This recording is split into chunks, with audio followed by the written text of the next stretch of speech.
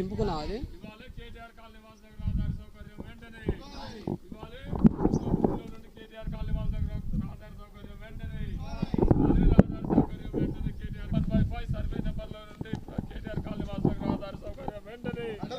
రహదారి సౌకర్యం వెంటనే కేటీఆర్ కాలనీ వాసులకు రహదారి సౌకర్యం వెంటనే.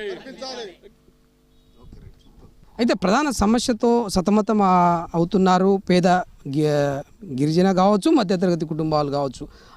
ఏమైందమ్మా సమస్య అయితే అంటున్నారు, ఏం సమస్య వచ్చింది? మేము గత 10 సంవత్సరాలుగా నివాసం ఉంటున్నాం. సుమారు 150 కుటుంబాలు ఉన్నాయి. మాకు నడవడానికి దారి లేదు. మాకు దారి కల్పించాలని కోరుకుంటున్నాం. ప్లీజ్ రిక్వెస్ట్గా చెప్తున్నా.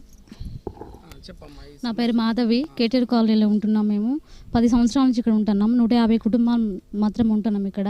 మాకు నడవడానికి చాలా ఇబ్బంది అవుతుంది, దారి లేక. మాకు దారి కోసం మేము ఇక్కడ అందరినీ వేడుకుంటున్నాము.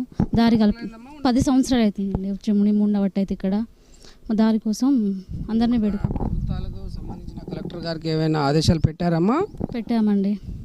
పెట్టాము, అందరికీ ఇచ్చాము.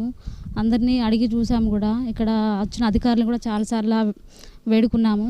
ఈ దారి కోసము మాకు ఒక ఇబ్బంది లేకుండా మాకు దారి కావాలని కోరుకుంటున్నాం. రాధా, కేటీఆర్ కాలనీ 10 సంవత్సరాలు సార్. 10 సంవత్సరాలు ఎట్టుండి వచ్చారు మీరు? అటు ప్రైవేట్ ల్యాండ్ నుంచి నడిచినాం. ఆ ల్యాండ్ వాళ్ళు మూత వేసుకోరుగా, ఆ ప్లాట్ వాళ్ళు ఇల్లు కట్టుకుంటారు ఆ దారిలో. ఆ నుంచి మేము ఇప్పుడు ఎట్లా నడవాలో అర్థం కాక చెరువుల నుంచి అట్లా వెళ్తున్నాం. వెనకాల నుంచి జగజీవన్ రావు కాలనీ నుంచి చుట్టూ ఇటు నుంచి దారి లేదు. దారి లేదు. ఒకసారి పోయినాం మేము అడగడానికి. అడిగితే ఇస్తా, కానీ ఎప్పుడు ఇస్తానో తెలియదు. మా అందరి దాంట్లో అందరం పంచుకోవాలి, కోర్టులో ఉంది అని చెప్తుర్రు. కలెక్టర్కి ఇచ్చినాం దరఖాస్తు, మళ్ళీ ఎంఆర్ఓకి ఇచ్చినాం. పోయినా వాళ్ళు వచ్చి చూస్తున్నారు కానీ ఇవ్వట్లేరు. ఎప్పుడు ఇస్తారు అని ఊక మేము వెయిట్ చేస్తాను. అంత దూరం నుంచి నడవాలంటే ఇబ్బంది అవుతుంది. ప్రభుత్వ సంబంధించింది ఇక్కడ సబ్స్టేషన్ ఉందట కదా మీ ముందు. అయితే దాని పక్క నుంచి దారి ఇస్తే బాగుంటుందని అడుగుతున్నారు కదా, మీరు ఎక్కడ అడుగుతున్నారు? దాని సబ్స్టేషన్ పక్క నుంచి ఒక 100 మీటర్లతో ఒక 16 గజాలతో ఇవ్వమంటే వాళ్ళు ఇస్తా అంటూరు కానీ ఇవ్వట్లేరు. అంటూరు అంతే ఇస్తా అని, జనాలకు చూడడానికి ఇస్తా అంటూరు కానీ ఇవ్వట్లేరు. అన్ని ప్రజలే నడుస్తారు. అది గవర్నమెంట్ ల్యాండే కానీ ఇవ్వట్లేరు.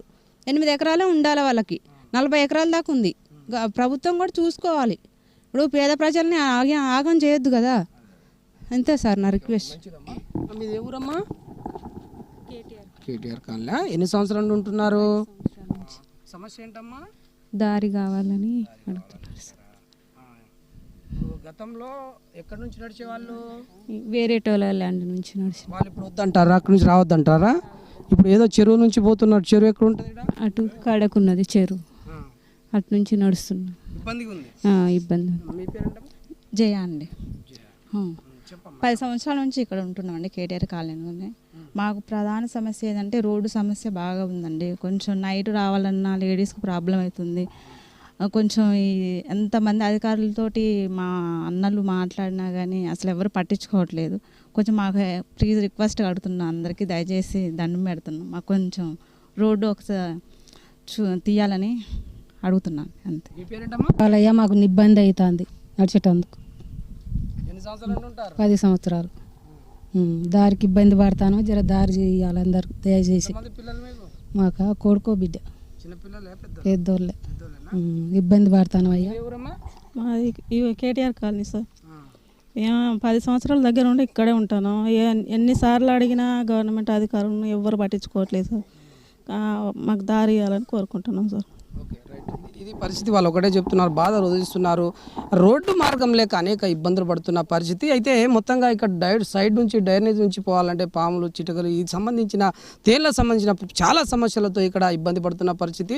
పేదవాళ్ళకి ఇవ్వాల్సింది ఒకటి విద్య, వైద్యం సంబంధించిన రోడ్డు మార్గాలను కనుక కల్పిస్తే ప్రభుత్వం చేసే దీనికన్నా పెద్ద సాయం ఏది ఉన్నట్టుగా ఇక్కడ ఉన్న ఆ సమస్యల వలయంలో ఉన్న సంబంధించిన వాళ్ళు మాట్లాడుతున్న పరిస్థితి.